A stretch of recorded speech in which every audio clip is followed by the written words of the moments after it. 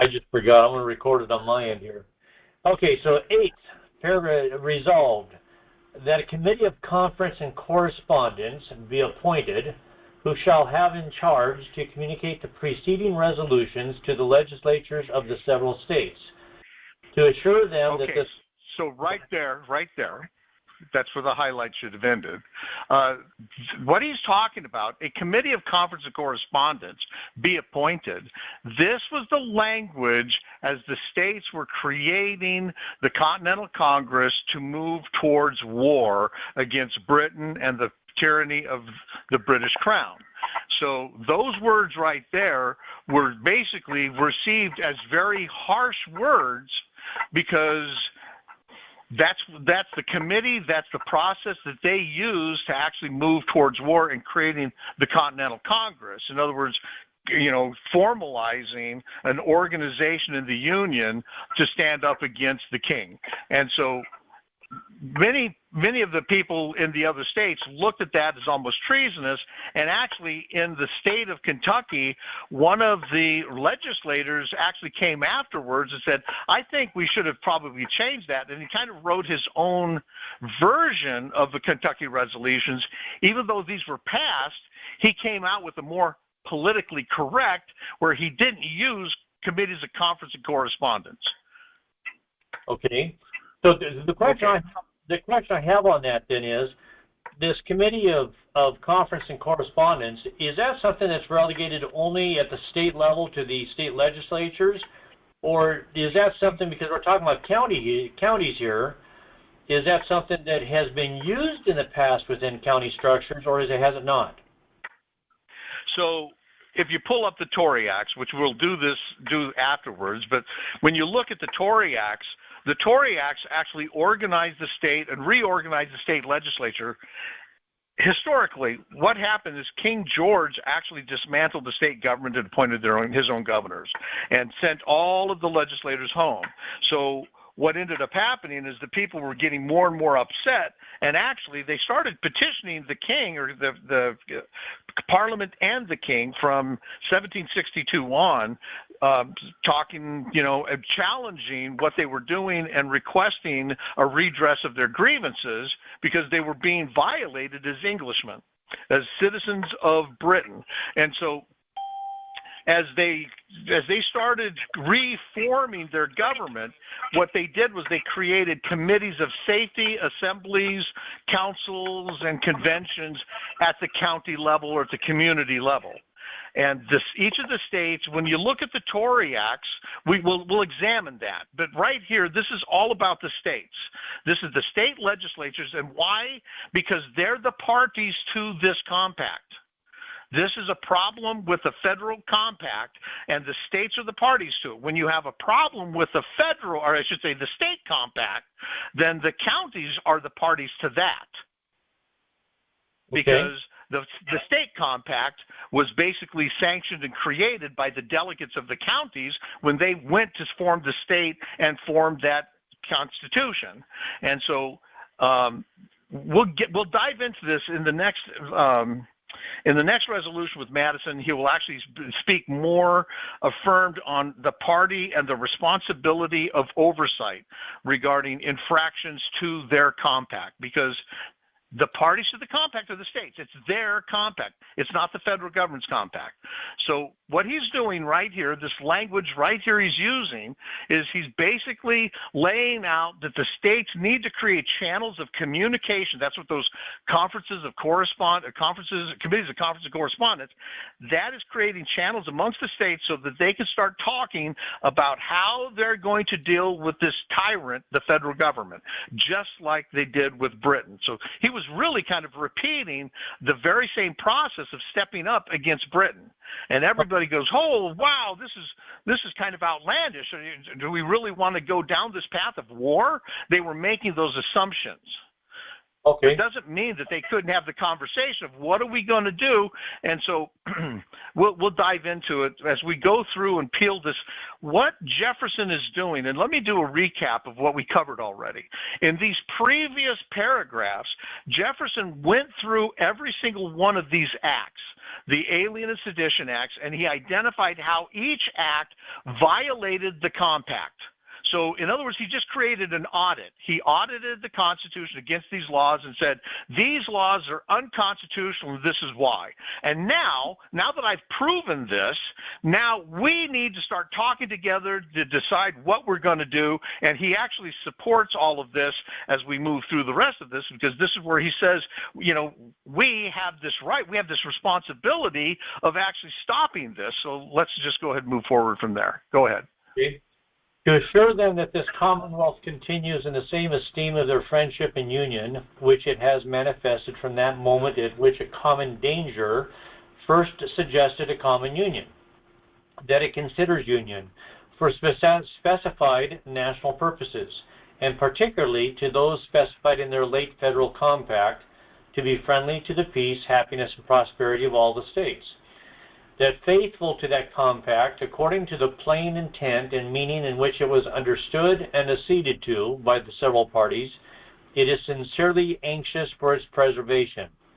That it does also believe that to take from the states all the powers of self-government and transfer them to a general and consolidated government, without regard to the special delegations and reservations solemnly agreed to in that compact, is not for the peace, happiness, or prosperity of these states.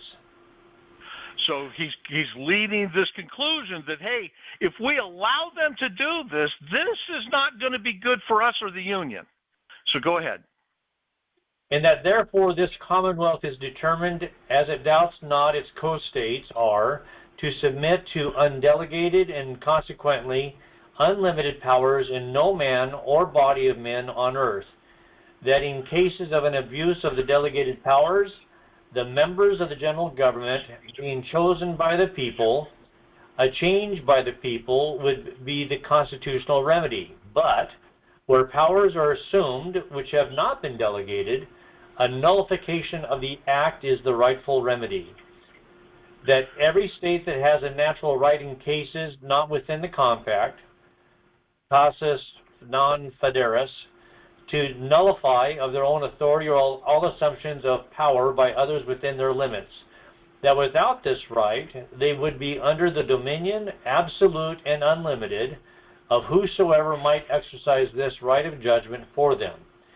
That nevertheless this Commonwealth, from motives of regard and respect for its co-states, has wished to communicate with them on the subject, that with them alone it is proper to communicate, they alone being parties to the compact and solely authorized to judge in the last resort of the powers exercised under it.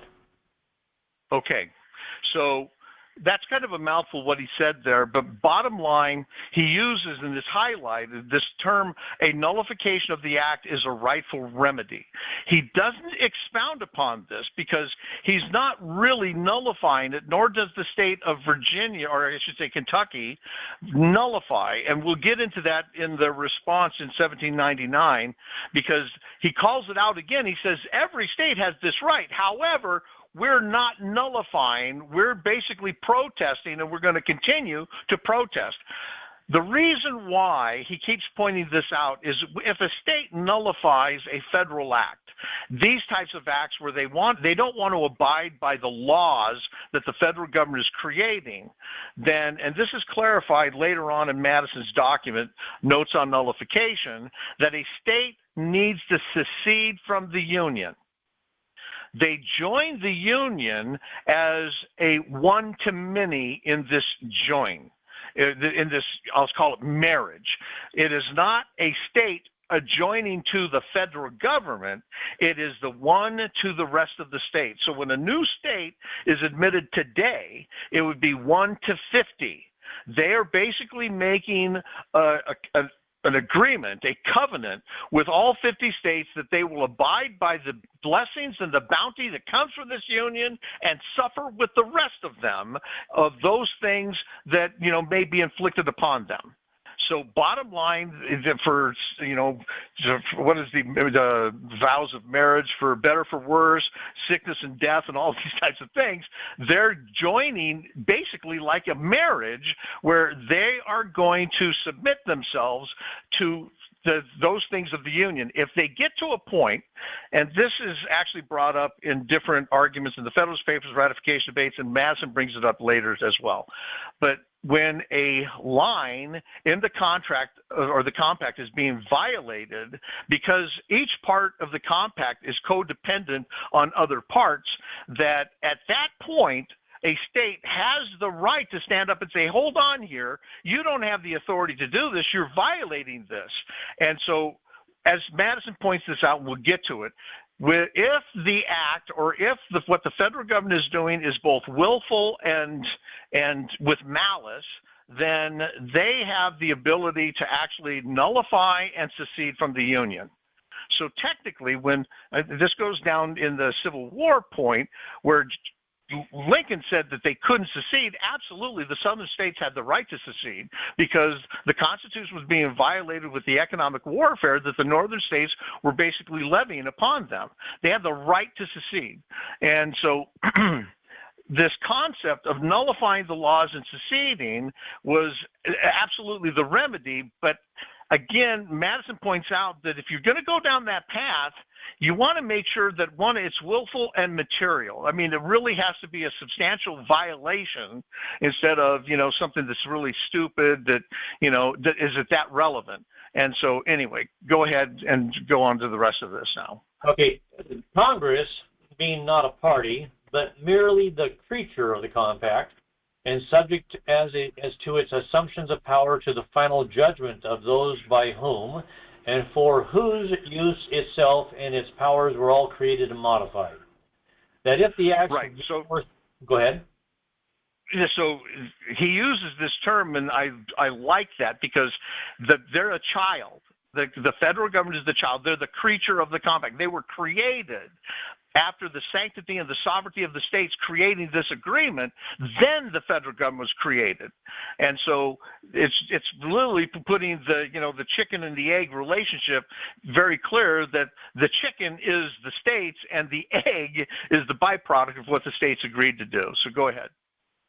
That if the acts before specified should stand, these conclusions would flow from them, that the general government may place any act they think proper on the list of crimes and punish it themselves, whether enumerated or not enumerated by the Constitution as cognizable by them, that they may transfer its cognizance to the President or any other person who may himself be the accuser, counsel, judge, and jury, whose suspicions may be the evidence, his order the sentence, his officer the executioner, and his breast the sole record of the transaction, that a very numerous and valuable description of the inhabitants of these states being, by this precedent, reduced as outlaws to the absolute dominion of one man, and the barrier of the Constitution thus swept away from us all. No ramparts now remains against the passions and the powers of a majority in Congress to protect from a like exportation, or other more grievous punishment, the minority of the same body, the legislatures, judges, governors, and counselors of the states, nor their other peaceable inhabitants, who have ventured to reclaim the constitutional rights and liberties of the states and people, or who for other causes, good or bad, may be obnoxious to the views or marked by the suspicions of the President, or be thought dangerous to his or her election or other interests, public or personal, that the friendless alien has indeed been selected as the safest subject of a first experiment. But the citizen will soon follow, or rather has already followed, for already has a sedition act marked him as its prey, that these and successive acts of the same character, unless arrested at the threshold, necessarily drive these states into revolution and blood, and will furnish new calumnies against Republican government, a new pretext for those who wish it to be believed that man cannot be governed but by a rod of iron. That it would be a dangerous delusion were a confidence in the men of our choice to silence our fears for the safety of our rights. That confidence is everywhere the parent of despotism. Okay, let me break you here. Technically, this is one sentence, by the way. Jefferson is the master of run-on sentences. But as we kind of look at this, he's making a comment regarding the federal government actually identifying persons that are coming into the Union from France or around the world. One of the things that he mentioned before that I think it needs to be brought up again to help reinforce this is that one of these alien acts was to basically say that the federal government could actually say certain people could not be imported. When the Constitution was written, a big compromise was put into it that allowed the states to import persons for 20 years. This was done to appease the southern states because the Revolutionary War depleted a lot of their slaves because many of them became free. And therefore, they said, we have a requirement to rebuild our ranks in the slaves trade down here. And so they were allowed to maintain a slave trade for 20 years. And in Article 1, Section 9, this trade was to end in 1808.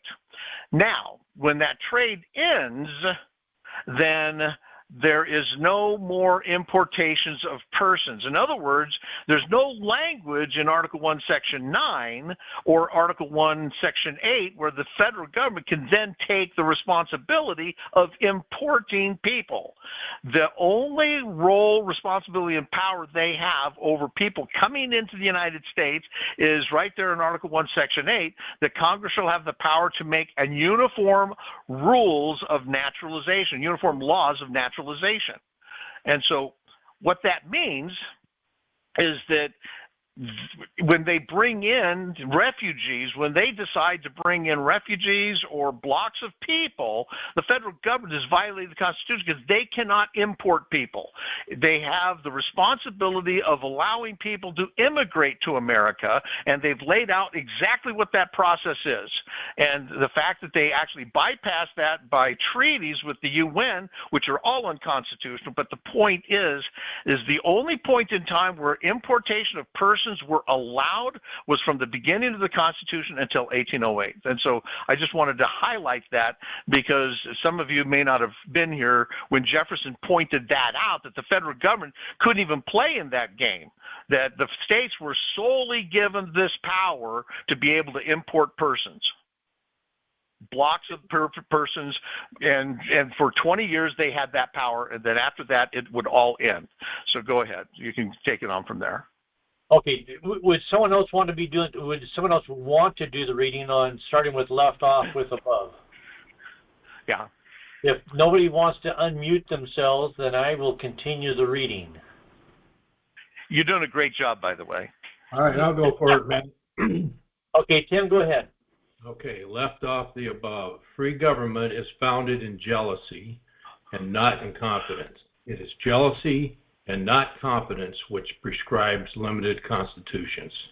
To bind down those whom we are obliged to trust with power, that our Constitution has accordingly fixed the limits to which and no further our confidence may go, and let the honest advocate of confidence read the Alien and Sedition Acts and say if the Constitution has not been wise in fixing limits to the government it created, and whether we should be wise in destroying those limits, let him say what the government is. If it be not a tyranny, which the men of our choice have con-aired on our president, and the president of our choice has assented to and accepted over the friendly stranger to whom the mild spirit of our country and its laws have pledged hospitality and protection, that the men of our choice have more respected the bare suspicion of the president than the solid right of innocence, the claim of justification, the sacred force of truth, and the forms of substance of law and justice. Go ahead and read through the yellow. Okay. Yeah, go ahead, keep going there. I needed a break.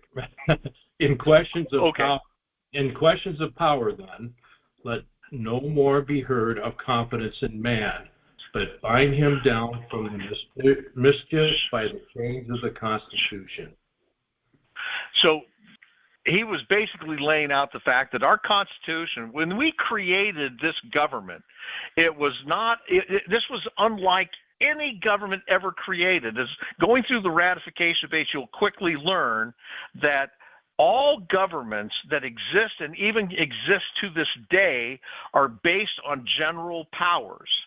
And so the epiphany came in the North Carolina ratification debates with Mr. Iredell, James Iredell, when he used the metaphor of a power of attorney. That when you really look at the Constitution is delegating power to somebody to govern you. And all governments that existed had general powers of attorney. And everybody on this call, if you understand powers of attorney, signing a general power of attorney is not good. That a limited and specified power of attorney is absolutely superior. And they actually created a government that was based on a limited and specified powers, roles, responsibilities. So when you go through the Constitution, you'll realize that there's no general powers given the federal government to just, decide what's best for us in this whole area. Not at all. I mean, they were given specific power over declaring war, but that was only granted to the House of Representatives, where they would be accountable to the people. So there was deliberately checks and balances to make sure that the right party, or I should say those who had the most interest in going to war would be the people, because they'd have to go fight. The states themselves, they didn't care about that, but they did care about the treaty. So this is why these divisions of power within Congress were made so that there were these checks and balances respective to the people, the states, and so forth on this general government. And the way it was designed, again, was with very limited powers, roles, responsibilities. I mean, they even list the property that the federal government can possess and why they can possess it. They just can't actually possess general property. It was brought up in the Virginia ratification debates that that's how government creates wealth. And they wanted to make sure that the government could not actually become a wealthy government. It was only a government to serve the states and the sovereignty of the states, to protect the sovereignty of the states and the union. So as we kind of look at this, then we can actually see, and it was always brought up by Nicholas, Iredell, Madison, the rest of them, that when it came down to how things were to function in America, the question in Britain would be, is the right protected? In other words, is it something specified in the Bill of Rights or the Magna Carta, etc.? If not, then it's under the king's prerogative. Well, it's the opposite case in America. Is the power delegated? Do they have the power to do that? A good example, in the state of Washington, is the power delegated to the state government to dictate the energy consumption by the people. Our energies and the powers of energy in that state constitution, giving the state the power to regulate our what we consume and to dictate whether this is good or that's bad, and absolutely it's not. So when we look at why all of the states actually have enumerated constitutions just like the federal, it is to keep them within that. And I'm just here to tell you that all of the governments have got out and beyond the boundaries of their constitutions, and they're just running roughshod over all of us and our liberties. But anyway, okay. Who wants? Well, so go ahead. Just to drive home, plant a seed. And all I want to do is plant a seed with this thought, is based on what you just said, is that, for example, number one, all of the restrictions and requirements that the government in the state of Washington, as well as the feds that try to put out on energy, is completely misplaced. It's not right. Correct? That is correct. So they've assumed these powers from the federal government. Go ahead. Okay, so that's a yes. And then the other one is, from the standpoint of owning property. And I understand, and I think this is the key point to just plant the thought in everybody's head on this one. And that is that we have somehow, over the course of several generations, come to think that it's good for government to have hard assets in real estate and so forth. In the West, we're the ones that get abused by that privilege of what the government has assumed. And the issue there is we have a lot of counties in this state that if they could just realize the benefit of their real estate portfolio, the hard assets within their counties, the counties would be a lot better off. Absolutely. Okay. Yep. So right.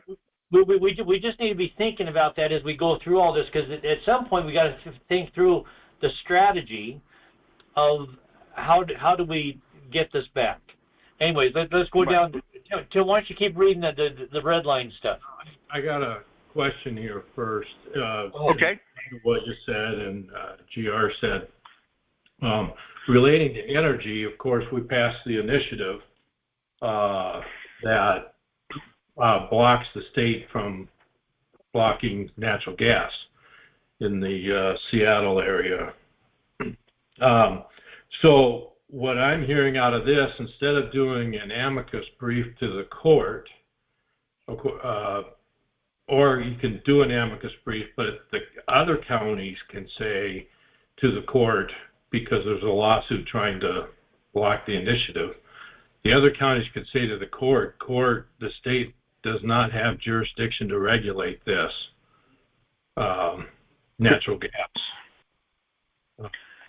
Right. You're absolutely right. It is. That's just one of many things. You're absolutely right. And so it's the same thing with coal. I'll just give this to you because there's this thing called the Commerce Clause within the United States Constitution. And the federal government has the responsibility of regulating commerce among the states. In other words, the reason they were given that very specific power was to ensure that one state couldn't run over other states by taking advantage or basically trying to create favors, or in this case, going down ideological agendas to say, we think your energy's bad, Wyoming, and we won't allow you to ship coal through our state and out our port, directly violating the Commerce Clause. Yeah. And so go ahead. So would the counties file an amicus brief stating their situation, or when they come up with this petition, a resolution to the court? How would the counties go about addressing this to the court? So this is not a court issue. So here's the question. What is the court's jurisdiction under the U.S. Constitution? If you look at Article 3, Section 2, it clearly delineates that the federal court's jurisdiction covers all things that arise under the Constitution. Therefore, and we're going to get into this, again, Madison goes through this in detail. The court has they can't open their doors over a matter of federal parks, over a matter of environmental, over labor, over housing, over roads and highways and railways. Those powers, if they're not within the Constitution, they're not arising under the Constitution, they can't hear the case. Okay. Right. And so that's the same thing. So that's the same thing for the states. I'm really that's looking the same at thing for the states. Okay, I understand that. If the states, if they're doing something that they actually have no jurisdiction over at the state level, then going to the state court is surrendering the sovereignty of the people in the county, something they never delegated, and allowing them to rule them. That's the whole point. Every time you walk into a court over something they have no jurisdiction over, you're basically giving them the power over you when they don't have it. Well, in this case, somebody else is bringing the state to court. And so, I mean, the court's going to address whether they have authority over this case or not.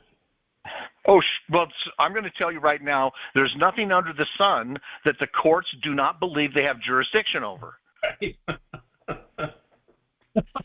Yeah, so, okay. Okay, so this is why in a Republican form of government, we have a right to have our representatives redress our grievances. They're the ones that have to fix this, which means they have to create the laws to go back to the court and say, where did you get the authority to open your doors for these types of cases? For abortion.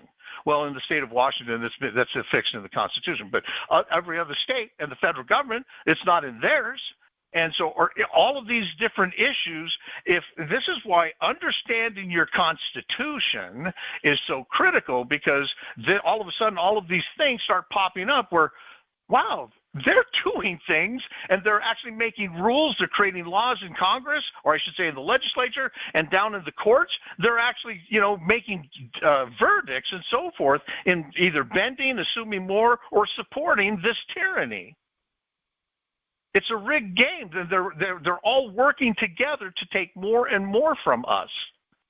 So would it be fair to say, Tim and GR, that the conspirators on this are recognizing that if they play the game of injecting a lawsuit into the court and nobody objects to the fact that the court can make a ruling on it, that they're allowing by default for the court to make rulings on it, when in reality yes, they shouldn't be making rulings on it?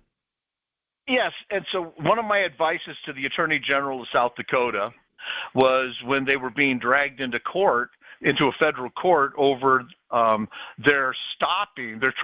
were trying to stop the federal government in seizing their timberland in the Black Forest or the Black Hills, what have you. And I said, challenge the fact that they have the ability to drag you into the court. Tell them to show you the jurisdiction. If it doesn't arise under that Constitution, they have no jurisdiction over it. So show me in the Constitution where you have the authority over that to actually drag me into court on it. And so and shortly after that, he ended up getting removed. Anyway, long story short, it's one thing after another, but when people start realizing that, we don't have to go along with the rules that they made up. It's just like that kid game. They make it up as they go along, and boy, it's an elaborate labyrinth and this webbing of rules and tyranny that's all been concocted and fixed to basically put us on this path to going off this ledge. Okay. One of the real problems in every state that I deal with is taxation, and even at the federal level, people talk about they're taxing us to death, and I go, the problem is not taxation. The problem is that they're not limiting their spending to those things that are delegated. They can't spend a dime on something that they don't have the power to do. That's fraud. And so when you look at the debt of the state, the debt of the federal government, it's all fraud. Do we really owe that if they don't have the authority? And in the corporate world, or even in the private world and in government, if you don't have the authority, you can't write that check, and they're getting away with writing checks that they don't have the authority. So, and actually, this came up in a Washington State court, and I can talk to Bob Schultz about it and give it to you, but when it actually pursues forward, let's say, there was a contract in the state of Washington that was granted a contract from an agency that didn't have the authority for building a power plant. I don't know what kind, but they started and they broke ground and they started moving forward, and they came to the entity that basically awarded them without the authority to do that. They said, now we need our first payment. And they said, well, keep working and we'll work on getting you the payment. They ended up going millions of dollars in, and all of a sudden this entity had a problem. They couldn't pay him because nobody would give them the money. So this contractor took the state of Washington to court to say, hey, we've been performing this work and they owe us money because they awarded us this contract. And bottom line, the court ordered it this way, that if a government entity does not have the authority to issue that contract, then you don't have a right to claim that money that you said you were awarded, or that even you earned. You had the responsibility of doing the due diligence to ensure that the government had the authority to award that before you executed that contract. And that's the same thing with debt with foreign nations. Foreign nations know we don't have the authority to be spending this money on infrastructure, the CDC, all of these things, billions and trillions of dollars, and they're doing this in collusion to basically create a financial crisis. If that makes sense. it does make sense. It would be good if you could share that back with me. I'll get it out to everybody. I would like to be able to read the details That on court case? Yeah. Yeah, okay. Yeah. Because It's ironic that it was in Washington State. Sure. I'll talk to Bob. I haven't talked to him in a little while, and I know his health is going bad, so anyway. If you don't know who Bob Schultz is, he's the founder of the We the People Foundation, and he's the godfather of resurrecting First Amendment petitions in the United States back in the 80s. So I owe a lot of what he's done and worked to where we are today with all of this and maturing this process. So if anybody on the call wants to talk to me about it as well, I mean, I'm happy to share with you some details. Bob is absolutely a formidable individual.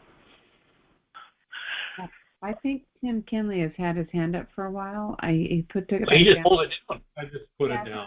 That was from the first one. Let's stick up for him a little bit.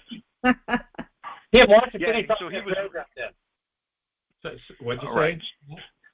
Why don't you finish off that red line? Okay. Go ahead. Okay, that this Commonwealth does therefore call on its co-states for an expression of their sentiments on the acts concerning aliens and for the punishment of certain crimes herein before specified, plainly declaring whether these acts are or are not authorized by the federal compact.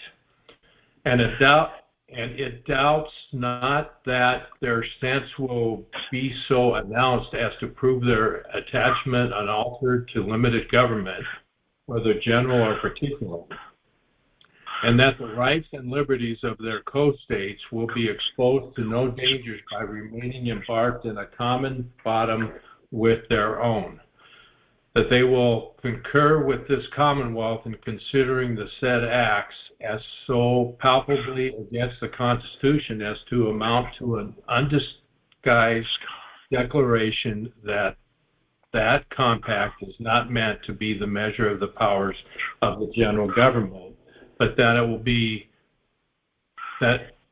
it will proceed in the exercise over these states of all powers whatsoever, that they will view this as seizing the rights of the states and consolidating them in the hands of the general government with the power assumed to bind the states, not merely as the case made federal causes federalists, but in all cases whatsoever by laws made not with their consent, but by others against their consent, that this would be to surrender the form of government we have chosen and live under one deriving its power from its own will and not from our authority, and that the co-states, referring to their natural right in cases not made federal, will concur in declaring these acts void and of no force, and will each take measures of its own, providing that neither these acts nor any others of the general government not plainly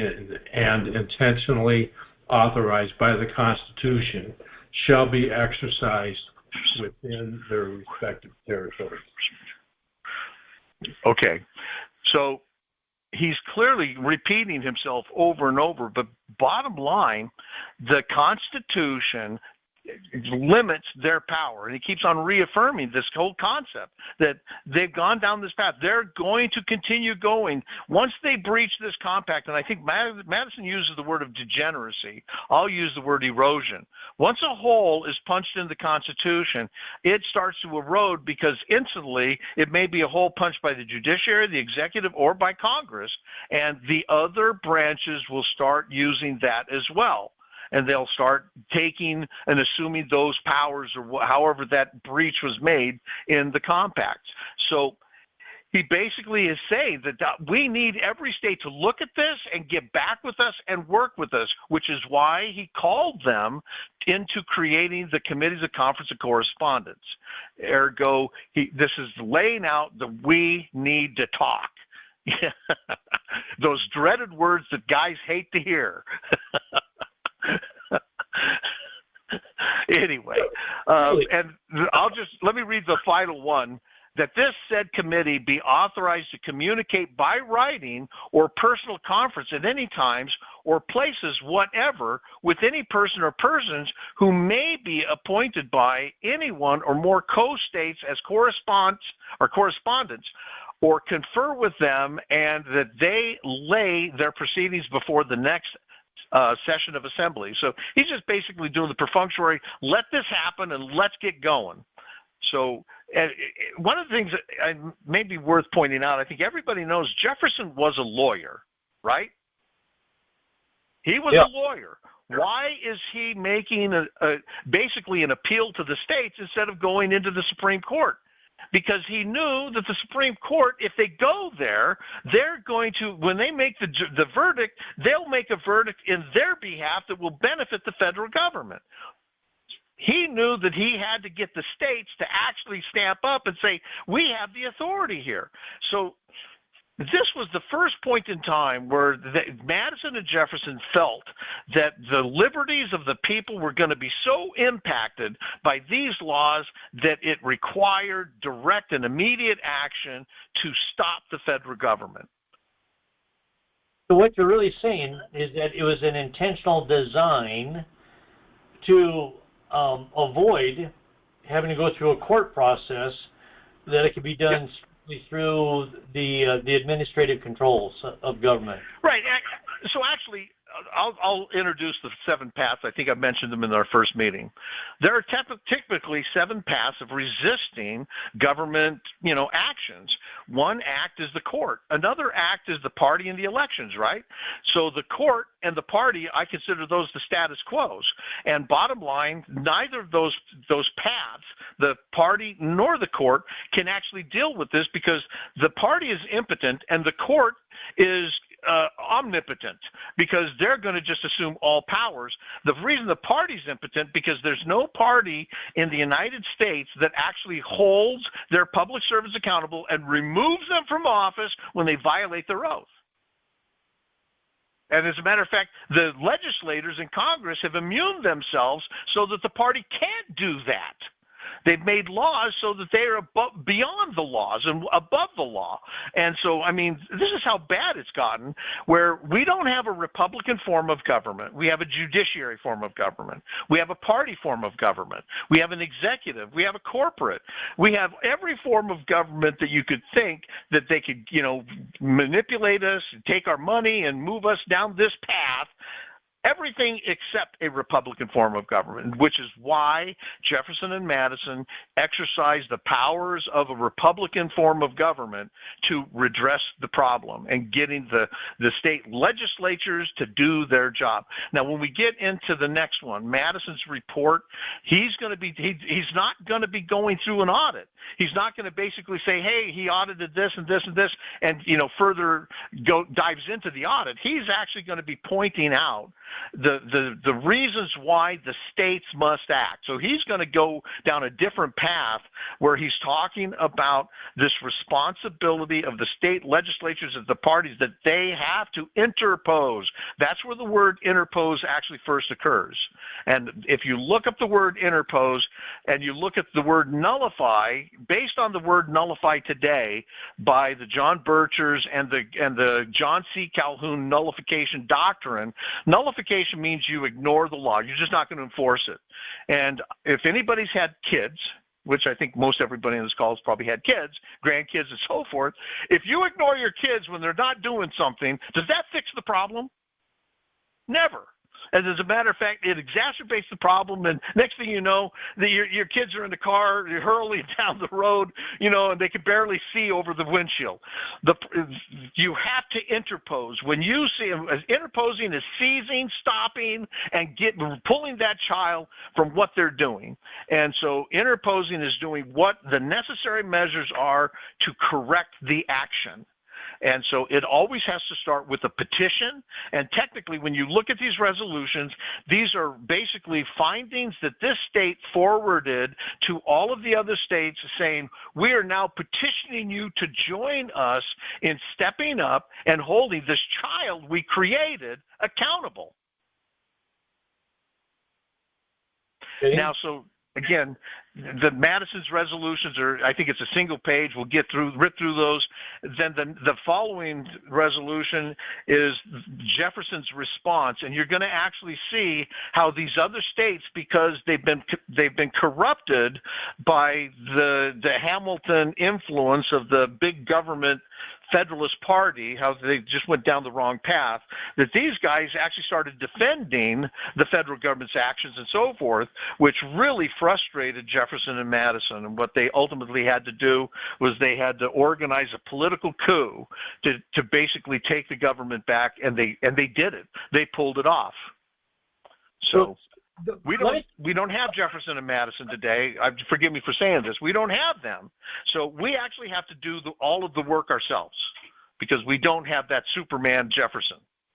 Well, okay, right? That's correct. But let me drive home just one point. Again, another seed for today, because most everybody here is involved is trying to figure out how, if we have change in leadership within our county parties, how do we better drive results down the road? And I think this whole idea of accountability is key to that process. I know there's been some counties that have been trying to figure out how do you vet candidates and how do you bring accountability back to your candidates that you do elect into office. And this whole idea of the oath of office and holding people to that oath, I've got to believe is important. We've done terrible job as a society of holding any of our electeds accountable. I think that to hold someone accountable, we just unelect them, which we don't do. So there's got to be other means by which we can remove people from office for being unaccountable. Yes, and it's called the Constitution. Section 3 of the 14th Amendment clearly states, any person while under the oath and is in actual service in that office under oath, and they fail to support. Now, the question is, what is support? If they fail to support the Constitution, then they are no longer capable of holding office. Reading Section 3, this is not a process that initiates impeachment, nor does it a process that initiates a due process. It is an eligibility. You are now ineligible to be in office because you acted that way. I got to be clear on this. Section 3 of the 14th Amendment is a standard for all public servants. If you do not support, so it literally changes that word, is it a passive or is it an active? A good case in point is if it is a passive, then it doesn't have to do anything. As long as I voted right, then I don't have to go after these guys that voted wrong. When we read what Madison says, they are duty-bound to interpose on any and every infraction. So ergo, if a legislator in your legislature voted and that vote violated the Constitution, I'll give you a case in point. In 2023, with the digital currency, when Washington State voted to allow the digital currency, every person that voted for it violated their oath because they violated Article 1, Section 10. No state shall make any law that allows anything other than gold and silver coin to be tender for the payment of debt. So by allowing digital currency to do that, they directly violated their oath to support the Constitution. Ergo, every single one of those had to be removed. Now, those people that didn't vote for it, they voted against it, doing that was not enough.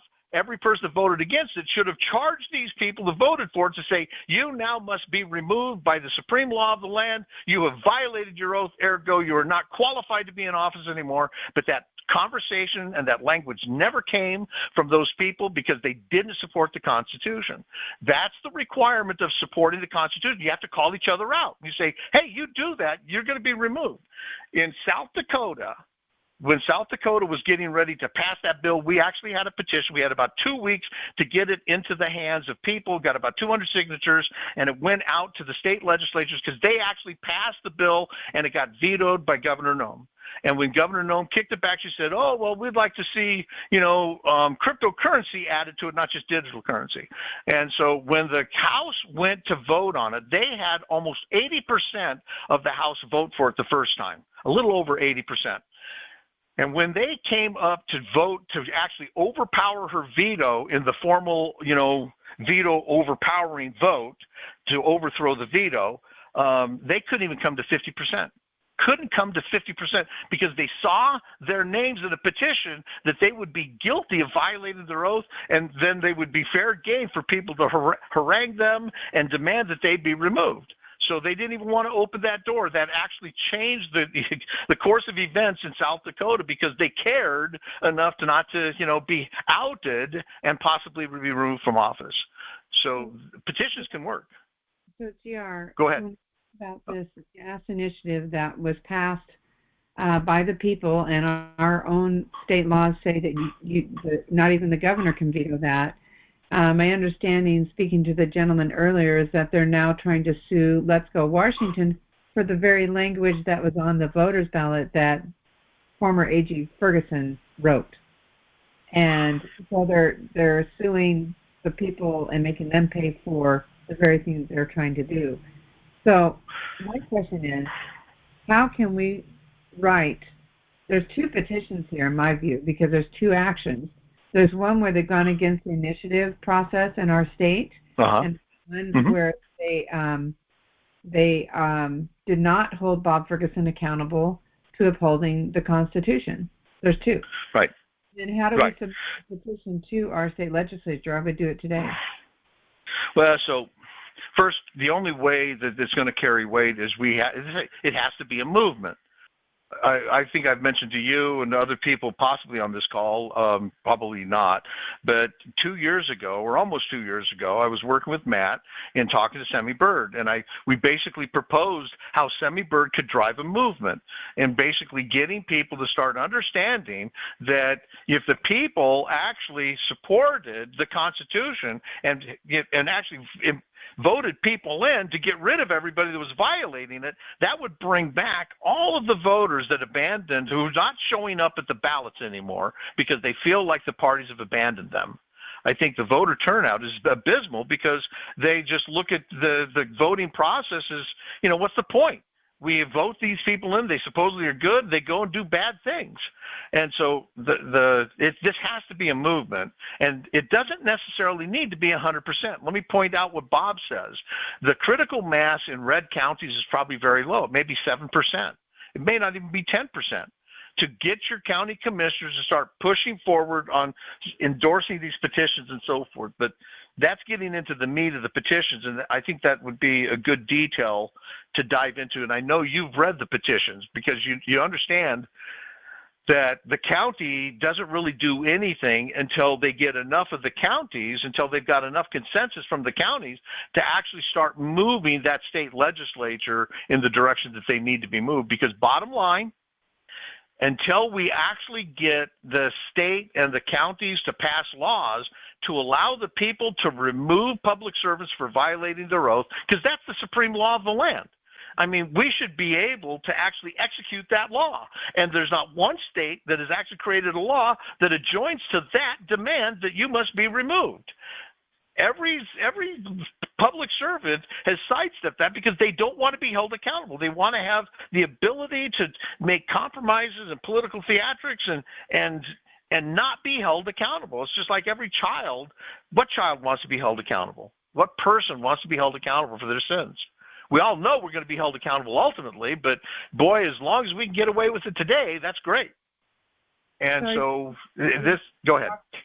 Into petitioning the legislature first? So the petition starts at the county, and then we have to get the counties to execute those conditions at the end of the petition, which means we have to start creating constitutional compliance committees. And that's why at Stevens County, they've actually created a constitutional compliance committee at the county. And what they're going to do is they're going to follow those steps in at the back end of those petitions to actually identify the legitimate Constitution and start going through to see how much of the Constitution or how much of our government is unconstitutional, because it's not a hard process to identify, what is really unconstitutional, because there's not that much in the federal government. And then when we look at the federal government and all these powers, the EPA, there's no state in the union that has ever amended their constitution to create an EPA, but they just did it because they took the money from the government and they created the agency to interface with them, and they've been passing those regulations on. It's been basically a corruption of money. As the federal government wants to do more and more, they just give the states more money to do those things. And so as we start going through this, as everybody starts waking up, because it's literally a wake-up call, and I think that this, talking with what Matt just said, if the people start realizing that the parties actually want and demands to hold public servants accountable to their oath of office, I believe that would invigorate the people. I think that would invigorate, real good people to come back into the party and be involved. So we can't expect the courts to do this, though. Go ahead. I'm sorry. No question. We in some ways, we're trying to bring balance, I think, back to the process, because the checks and balances across government were designed to not allow one institution to override all the others. I think we're getting on to the 1 hour mark here. I'd like to just, my closing comment before anyone, unless someone else has another question, is that even though we are in the minority, the conservative voice is in the minority in the legislature, consider the fact that counties, if we can get the counties to wake up like we're talking about, the vast majority of the counties across this state are conservative. So we have, if we can get the counties to wake up, and I think Stevens County's done a phenomenal job of stepping forward. If we can get the counties to wake up, we can turn what is a minority position into a majority. Because again, the majority of our counties are conservative. So consider that as you go through into this next week and as you read back through these materials, and then just remember that the three things from today. One is that when government does not have the right powers or authorities, they can't just assume it or take it on, like on the creation of energy policy.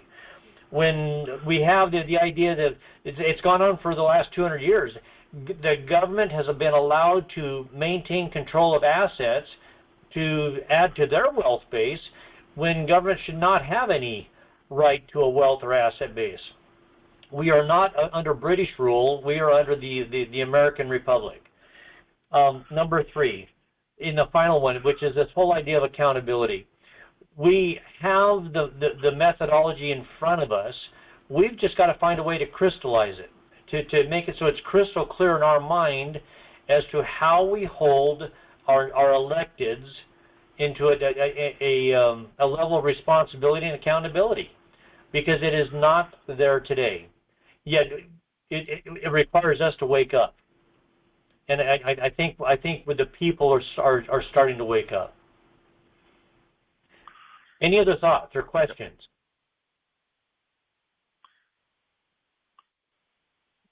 I can tell Nicole there that she's just chomping at the bit. This is my first meeting, so I deeply appreciate what you guys have started. I do think people are looking for options. I do think it's paramount. I'm hearing across the state there's still very unsettled counties, not just mine, and I think the state meeting is going to have a big impact, and then we're going to know who the movers and shakers are, and those who will build alliances with people that align with our constitutional compliance. I think that is on the cusp. Fantastic. So I have a question. Go ahead. Matt, so is, Wes McCart lost his bid for re-election. Is he still involved in Stevens County in getting this committee up and running, or is that fallen to the other two commissioners or the other three commissioners? What? So the three commissioners passed the resolution, I think, late November or sometime in November. And when they did that, I think there was kind of a side conversation. And I know that when Wes was leaving, they basically said that, because I told them they needed to have an administrator over this committee. that this is an unfunded committee, and I told them the best thing they could do is actually utilize the same concept of jury duty in compensating people if they have to travel and those types of things, not to make it, a job or anything, but so that people don't have to, invest. I mean, I think that we all have a duty of doing this, period, but Yeah. I think that it helps people if they know that they get a little compensation and that the county's kind of covering the resources, those types of things. But bottom line, they need to have an administrator, and then Wes knows that he has, probably the best person in the country to give him all the advice necessary to administer that committee. Some of the things that Wes doesn't know that kind of have come up in the last couple of weeks in conversations, and now he's starting to see this because when we look at these committees and when we talk about the Tory Acts, this is a right under common law that the people have a mechanism of seeking justice against their government, which is why in the First Amendment, the right of assembly and the right to petition government for the redress of grievances is galvanized. This is one of the most precious rights, and it actually came from the Magna Carta in Chapter 61. And if you go into the Glorious Bill of Rights, it was even galvanized in that. Holding government accountable was an inalienable right that these men recognized, and today we've completely washed it from our minds. Nobody knows what a First Amendment petition is. Right. So the point is that, as I've explained this, when you understand common law, the most sacred part of common law is the trial by jury, that the jury has the power to dictate whether the law is just or not and whether that person will be convicted by that law. And so when we actually create this common law committee, there will be representative of the county to where they can actually make, just like a jury determination, to say that Constitution is abhorrent and an abomination. When I say that Constitution, if you didn't know, the annotated Constitution is the living Constitution that the federal government created. They had no authority to do this, and they've been using this, and in the annotated Constitution, they determine how they want to interpret that part of the Constitution and how they want to enforce it. In other words, giving them the full authority, just like what Thomas Jefferson was saying here. They have the full discretion of determining what they want to do and how to do it. And they've been redefining it, and they don't even have that authority. So bottom line, the first thing that this committee has to do is they have to basically identify that Constitution is not a legitimate Constitution, that the only one is the original language that everybody carries around, that Constitution. And then from that point, then they can go through the original Constitution and identify the powers given to the federal government, and then identify, wow, okay, now we have a filter. Anything that doesn't align with that falls off. So what that means is about 90% of everything the federal government is doing is going to fall off. The Department of Transportation, there's nobody, this is what boggles my mind. There's no patriot or no anti-Department of Transportation group out there, because America has fully accepted that the federal government has this power to create, make, and improve roads, highways, and waterways. And actually, I have a video, and we've documented this. Madison, Monroe, and Andrew Jackson, as presidents, vetoed congressional attempts to try to do and create the Department of Transportation, because that power doesn't exist in the Constitution, and they spell it out in their veto statements. And so bottom line, not even the Department of Transportation is legitimate. That's the whole point. If they can't do that, and from Obama, and actually if you look through many of the presidencies, they've taken trillions of dollars to bolster up our infrastructure. And the early day presidencies, they actually created roads. But the last few years, when Trump did it, and when Obama did it, and when Biden just did it, where'd that money go? Yeah, it's been going into the pockets of the unions and all these other people that have received the contract, but they never delivered. Anyway, so, and they're using these things like that to basically steal from us, ingratiate themselves, and throw us off the cliff. So anyway, I yield. And that is the short version of the rabbit hole that you almost went down. Trust me, that rabbit hole on the Department of Transportation that could go into a 10-hour conversation with GR. So, and I'm not saying that it's not well worth it. I'm just saying that is a deep material that GR could talk very well on. With a simple yes or no, is that correct, GR?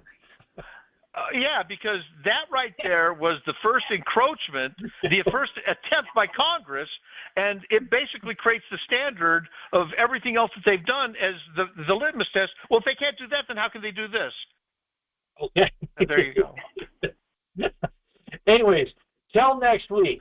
If you have any questions, send them on over to me, and I'll work on getting them teed up for a general discussion. But next week we'll go into the next document, and I'll get that out to everybody in advance so they can read it as well. I appreciate. Go ahead. Let me just throw this out. Anybody that wants to get ahead so that you can actually come in and be, already read on this stuff and hear, these explanations, you can actually then, actually either contribute or challenge. Well, you said this, but what about that? That way, it creates even a greater stimulating conversation. But if you go to Reclaiming the Republic, we have, I think, 7, and I'm going to be getting the 8th one up later on this week because I've got an East Coast group that's doing this.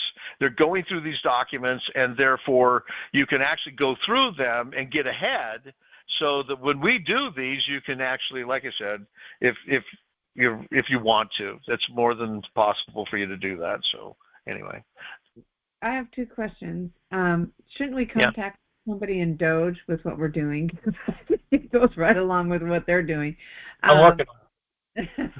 But then, as far as your radio station, are you syndicated on radio stations across the country or just online with your own web radio? Oh, so Red State Talk Radio actually has broadcastings out of Ohio. Actually, we even broadcast outside the United States, but I've had my show picked up by like Truth Seekers and those types of radio stations in Florida, Kansas, and now there's another one. I'm actually going to be interviewed later this week, and they'll probably start carrying my shows.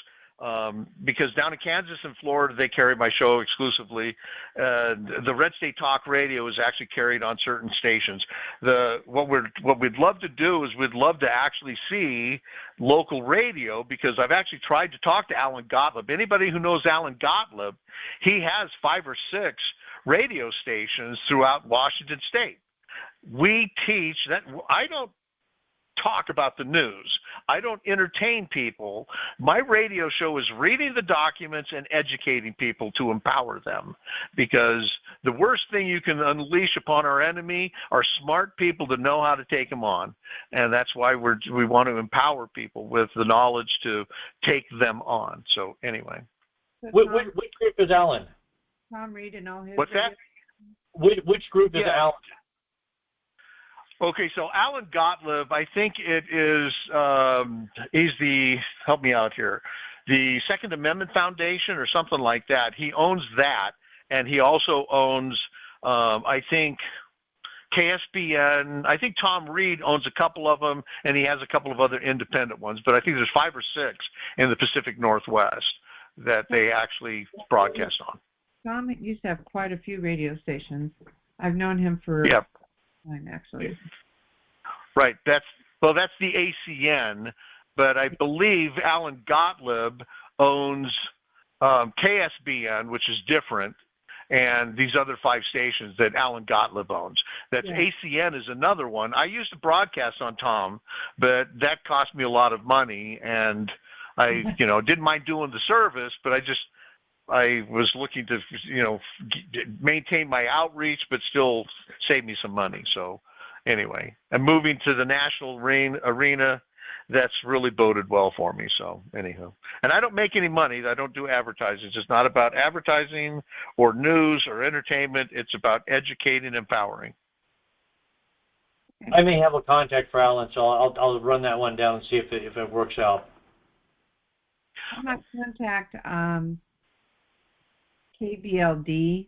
It's a radio station run by a church, but they have different shows on. One of them is an education show on Saturdays, and I don't know. I think it might fit in there.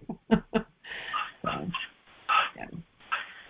Well, we canned this on hours so that anybody can pick it up. They can download it and they can just broadcast it. So it doesn't take much to actually start doing that, either a syndication or an independent pickup. But like I said, I am simultaneously broadcasted out of outside of the network that Red State Talk Radio has to other independents. But it'd be great to be on XM and that type of thing as well. But anywho. Yeah. Okay. I will say I'm in the top 10 on streaming. I mean, I every once in a while brag with a little image. I was number 1 on Christmas Day. I was the number 1 stream show. So anyway, because it's always original material. What's that? Go ahead. I said, here comes Santa Claus. Yeah. Yeah.